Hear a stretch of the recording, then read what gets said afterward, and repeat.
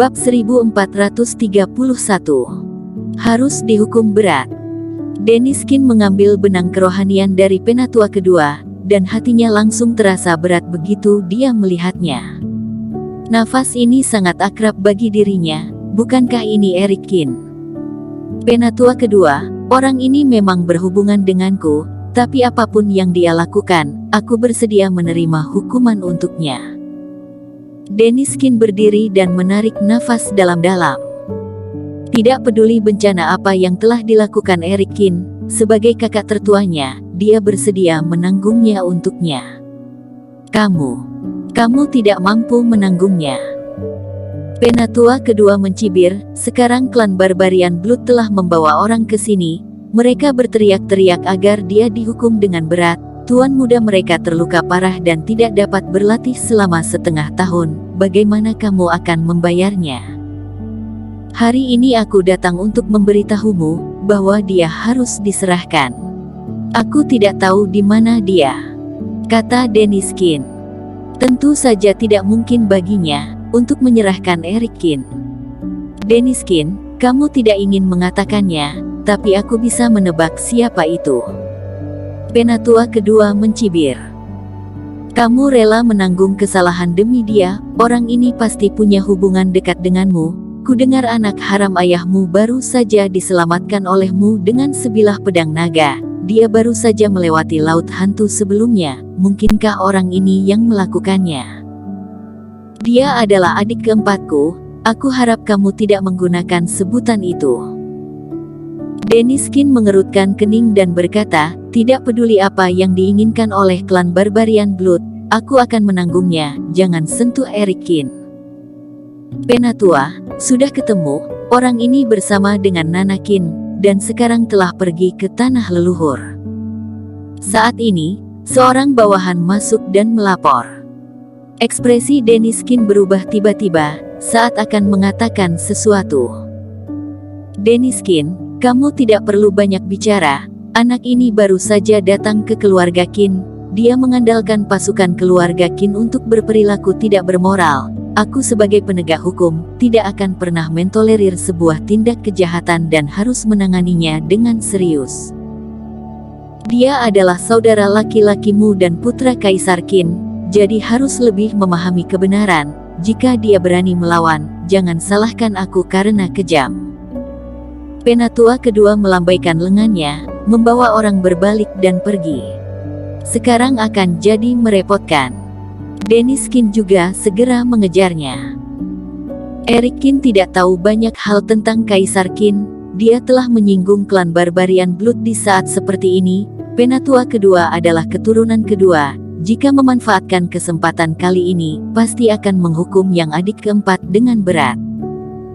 Setelah Filbert Qin meninggalkan istana tempat Deniskin berada, dia berlari kencang, menyebabkan udara mengaum, dan suara gemuruh terus-menerus. Banyak anggota keluarga Qin tertarik dengan suara udara ini, mereka mendongak dan melihat bahwa Filbert Qin membawa banyak orang, dan terbang bersama klan Barbarian Blood, semuanya terkejut dan tidak tahu apa yang terjadi. Banyak orang tergerak, dan mengikuti Filbert Qin. Filbert Qin juga tersenyum, saat melihat orang yang mengikutinya di belakang semakin banyak. Dia sengaja membuat dorongan besar, hanya untuk menarik lebih banyak orang untuk datang dan menonton. Ketika dirinya memberikan pelajaran kepada Erikin secara langsung, benar-benar menekan martabat keturunan pertama. Mengenai hal yang terjadi di luar dugaan. Dengan kultivasi Erikin, dirinya bisa mencubitnya dengan satu jari sampai mati. Di hadapannya, dia tidak memiliki kualifikasi untuk membuat perlawanan, dan hanya akan ditekan dengan kuat oleh dirinya. Dahulu kala, ketika klan Barbarian Blood menemukan Filbert Qin, Erikin dan Nanakin telah datang ke tanah leluhur keluarga Qin. Tanah leluhur menempati area yang sangat luas. Satu area merupakan tempat pemujaan leluhur dan mengembangkan tempat spiritual keluarga Qin, di sisi lain juga terdapat tempat untuk pengujian. Di antaranya, dapat digunakan untuk mengkonfirmasi identitas suku. Keduanya berjalan ke dalam gedung ini, yang cukup kosong dan tidak banyak orang di sana. Salah satu kultivator paruh baya sedang membimbing dua kultivator untuk mengikuti ujian. Tak jauh dari situ, ada seorang lelaki tua dengan janggut putih dan rambut putih, duduk bersila dengan mata tertutup dan berlatih. Merasa bahwa ada yang datang, dia membuka mata dan melihat Nanakin, sedikit tersenyum. "Nana, mengapa kamu punya waktu datang ke sini hari ini?" "Kakek ketiga, aku datang untuk membawakanmu arak yang bagus." Nanakin tersenyum, mengeluarkan 2 botol anggur seperti sulap. "Aku akan mencobanya." Orang tua itu langsung membukanya, meminum seteguk, dan tiba-tiba berseru, "Arak yang bagus, jarang sekali kamu masih memikirkan orang tuaku sepertiku." "Siapa anak ini?" Orang tua itu memandang Erikin lagi. "Ini adalah kakak keempatku, Erikin, dia datang ke sini." "Erikin, aku tahu, pergi ke sana cari muridku untuk ikut dalam penilaian." Orang tua itu mengangguk dan menunjuk langsung ke kultivator paruh baya di kejauhan. Erikin mengangguk dan berjalan ke sana. Nanakin tercengang, dan lalu mengerti, mungkin kakaknya sudah berkomunikasi dengan orang tua itu sebelumnya. "Kamu adalah Erikin kan?" Ini sedikit lebih awal dari waktu yang disepakati, tapi tes ini bisa dilakukan oleh 2 orang pada saat yang sama. Kalian berdua ikut denganku. Kultivator paruh baya melihat Erikin, mengangguk, lalu melambai, menyapa kultivator muda lainnya, dan berjalan masuk bersamanya. Di bagian dalam gedung ini, ada sebuah ruangan besar. Di tanah ditutupi dengan formasi garis-garis yang berkilauan cahaya. 2 di antaranya ditempatkan di alas sembahyang. Lelaki itu membiarkan Erikin duduk di atas alas sembahyang, lalu dengan lambaian telapak tangannya, puluhan batu roh beterbangan dari lengan bajunya dan mendarat di setiap sudut formasi.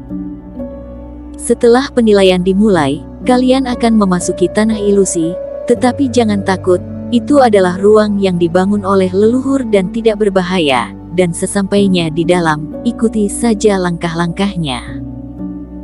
Tetapi kalian harus memperhatikan, penilaian ini hanya bisa dilakukan 1 kali di setiap tahap utama kultivasi, jadi jika kamu kurang percaya diri, boleh mundur saat ini juga. Senior, ku dengar ruang penilaian yang ditinggalkan leluhur, bisa digunakan untuk menguji umur dan teknik kultivator sebagai acuan. Kalau aku tidak ikut sekarang, dan menunggu sampai fase distraksi tahap ke-9 baru ikut, hasilnya akan sama." Kultivator di sebelah Erikin tiba-tiba bertanya.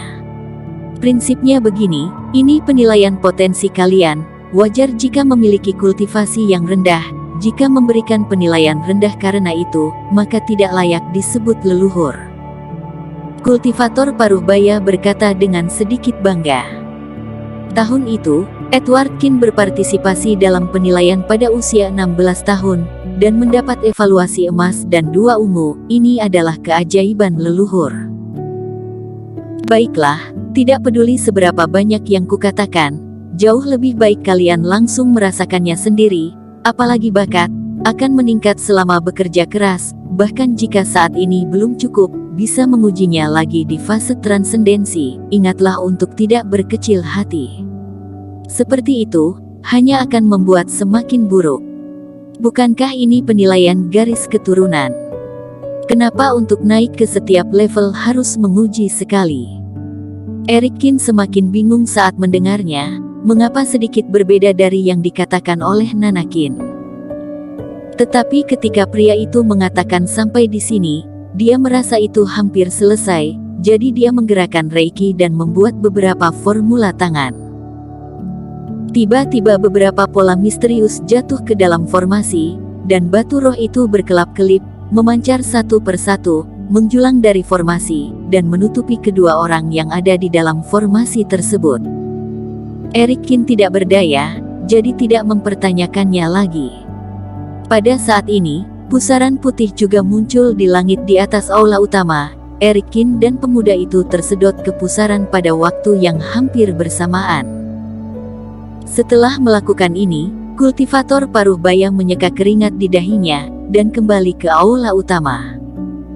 Paman Rui, apakah kakak keempatku sudah menyelesaikan ujian? Nanakin melihat kultivator keluar dan bertanya. Bagaimana bisa menguji bakat dengan begitu cepat? Kamu terlalu tidak sabaran. Paman Rui tersenyum. Menguji bakat. Mata Nanakin melotot, sedikit bingung. Bersambung.